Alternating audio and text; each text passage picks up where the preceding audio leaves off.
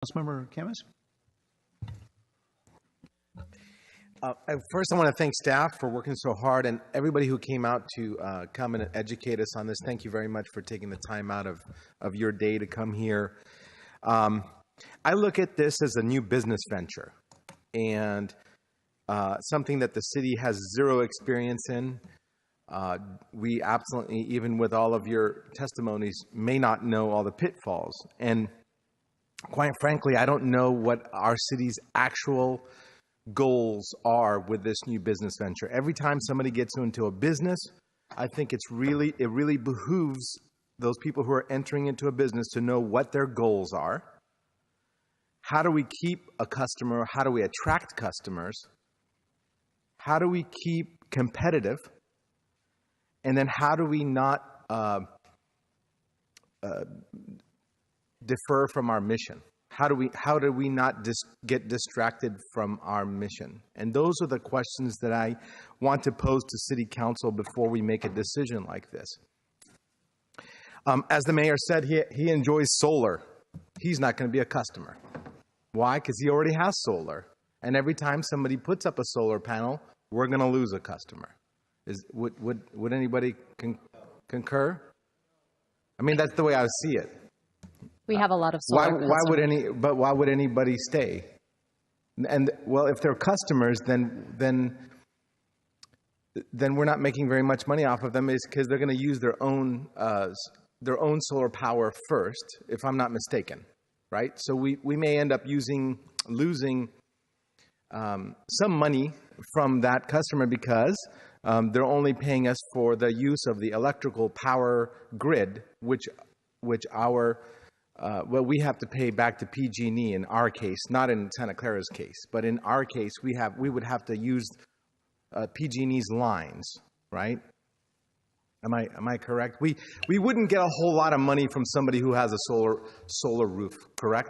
Yeah, so the benefits are allocated proportionately to the delivery charges and the generation charges. And so, yeah, typically if someone is generating 100% of their load, we count that simply as negative load. So we don't buy power for them, and we don't charge them for that power. So it doesn't have an impact on us one way or the other. If they're over-generating, then we do pay them the retail rate plus 1 cent per kilowatt hour, which is what we pay for our green or deep green energy. So that's it's possibly a benefit. Net neutral. It's possibly a benefit or net neutral potentially because we're actually getting power from them instead of receiving. So, correct. I mean, in many of these cases, it might be minor because most of these rooftops, I mean, I've entertained it. That's why I know a little bit about it. I've entertained putting rooftop solar, and quite frankly, the solar power companies, they say, here's what you need. We'll put that on your roof. Anything more, you're not really going to make a significant return on investment. So why put it up there? So that, and so. And there's quite a few people. In fact, I'm almost this close to pulling the trigger on buying solar on my rooftop because I'm at that point where it probably makes more sense. So I just want to. That's one of the potential pitfalls. We're going to potentially lose revenues from that customer. But it's important to remember that you're not losing revenues. You're not purchasing the power for that person to use. So you don't have... I understand, but we also are creating a whole staff.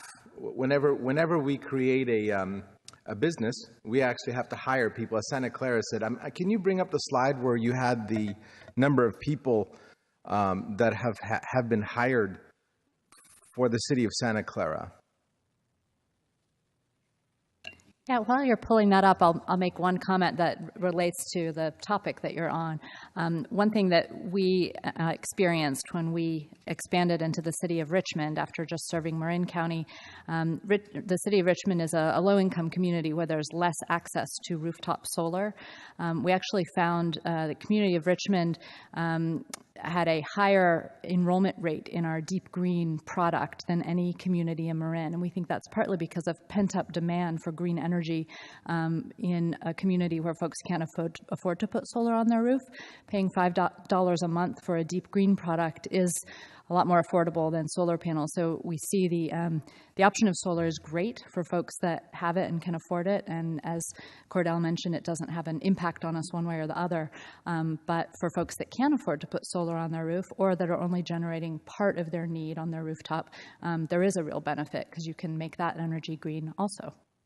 Now, I don't doubt that there's definite benefits in this, and I'm not against it. I just need to walk in.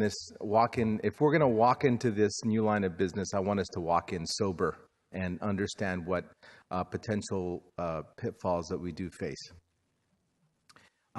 So we have 15 plus 9 is 24, plus 9 is 33, plus 11 is 44, plus 3 is 47. That's 47 employees, and they have 53,000 customers. We have 1 million people, and this doesn't count the number of consultants that he also discussed during his presentation. We have 1 million plus people in our city, and I don't know. I wouldn't like to know how much potential cost to our city that we would incur when we're doing this evaluation. I'd like to know the cost of having an entire new line of business.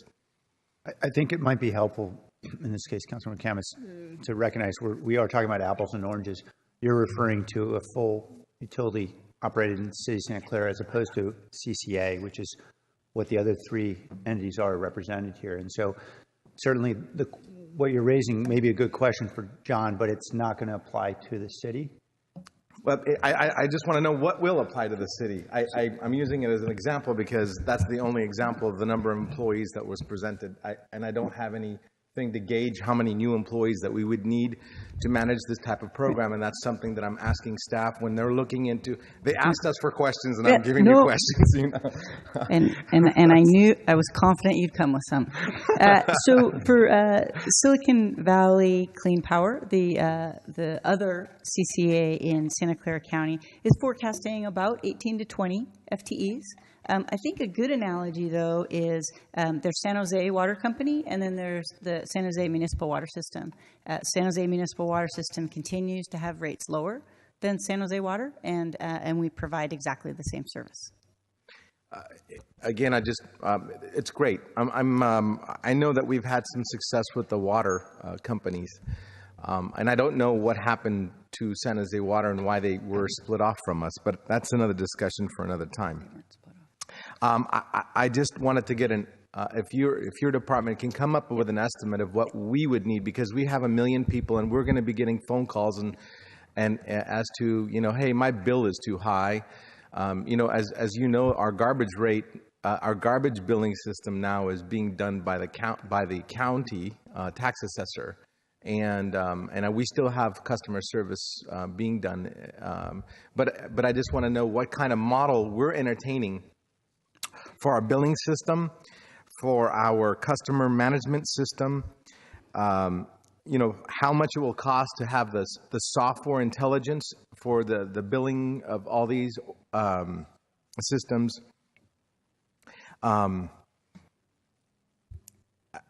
So those are the types of things that I'd want in any study that comes out. How many consultants? What do you think we're going to incur in consultant fees? I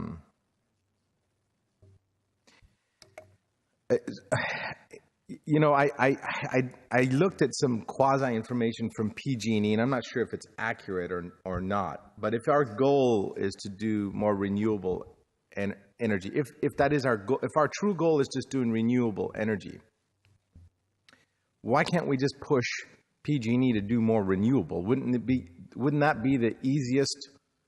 The straightest line between A and C is just to draw a straight line without going through B.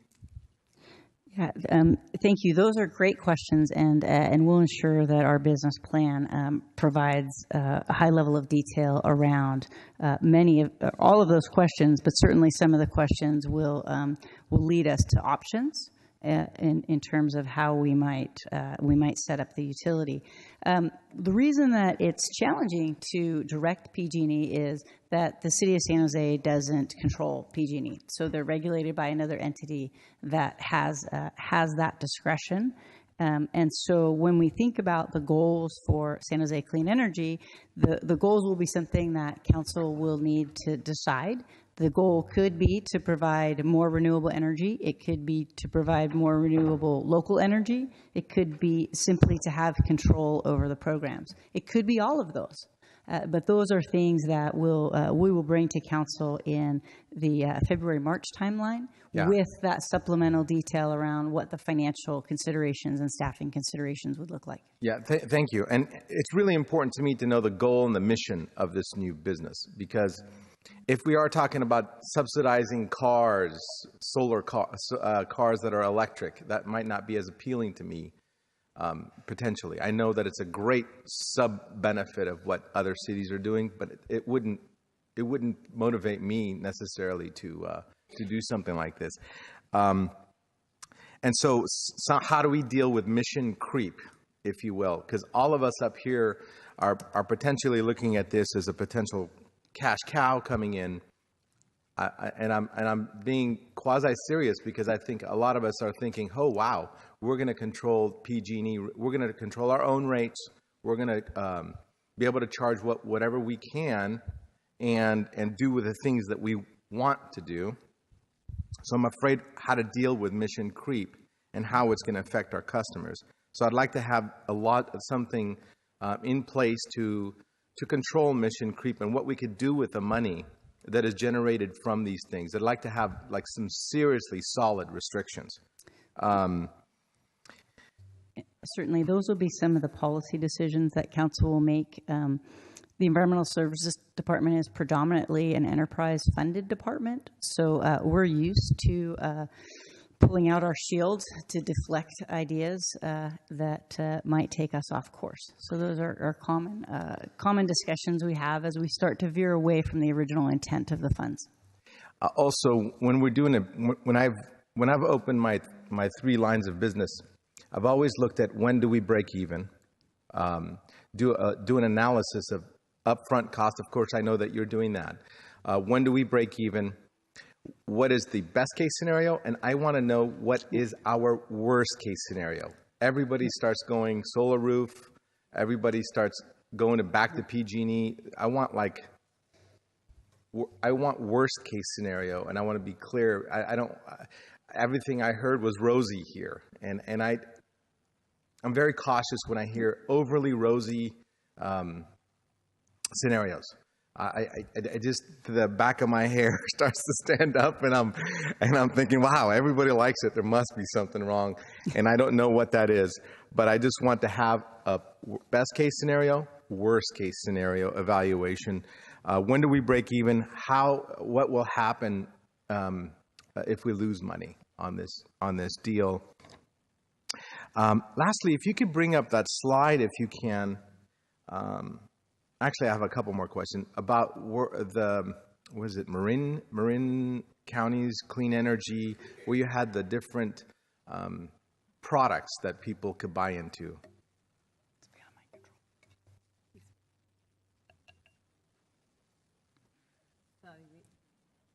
It'll just take us a couple of minutes to bring up the slide.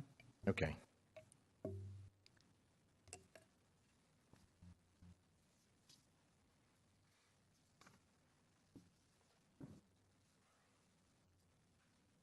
That's it, right there. Nope, you went too far. Okay, so I wanted to understand this chart a little bit better, if you don't mind. Sure.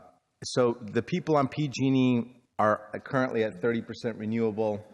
Actually, on PG&E's website, they're looking like 36% renewable if you count hydro.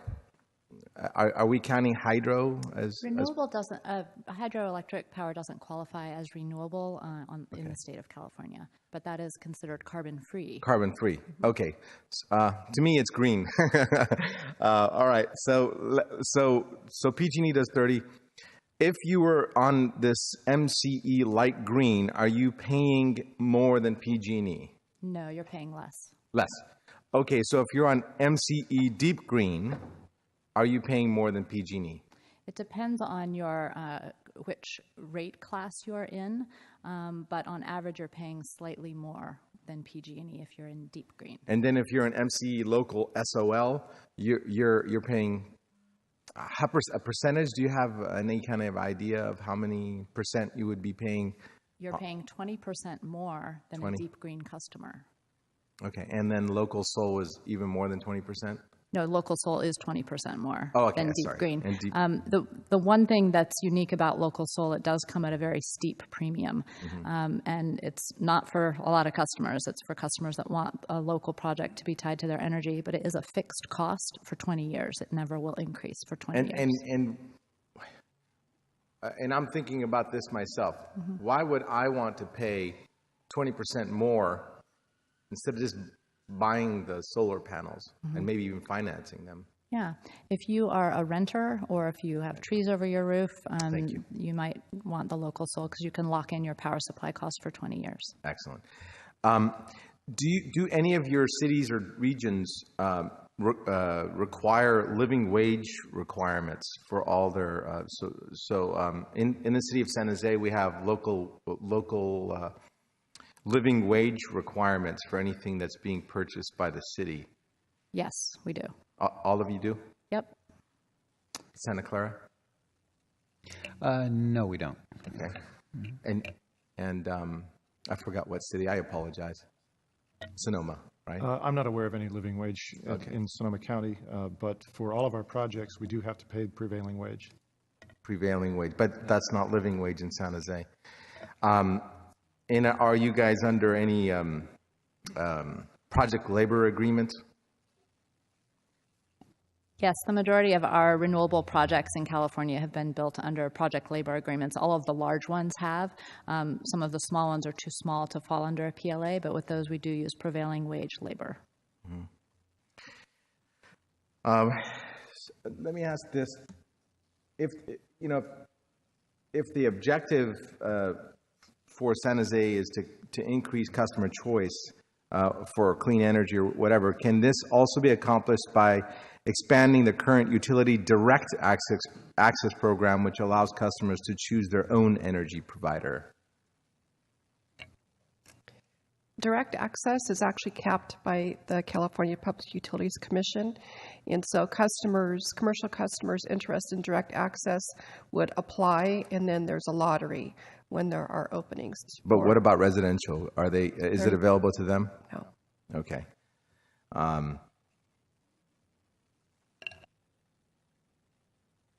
Okay. I think I pretty much asked a lot of the questions that I wanted the staff to come back with when they come back.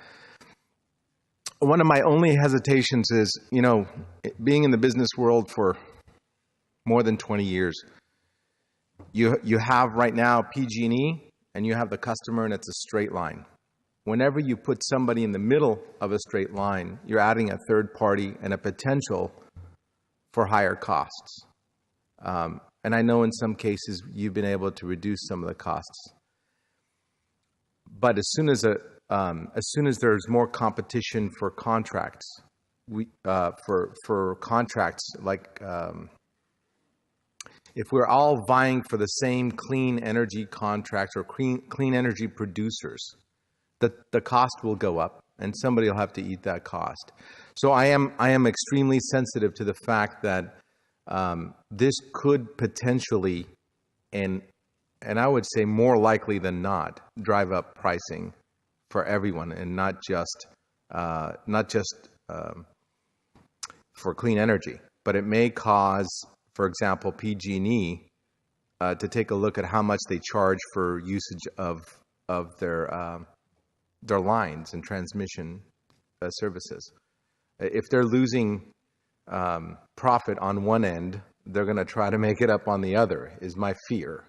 And I don't know how we address that or mitigate that risk.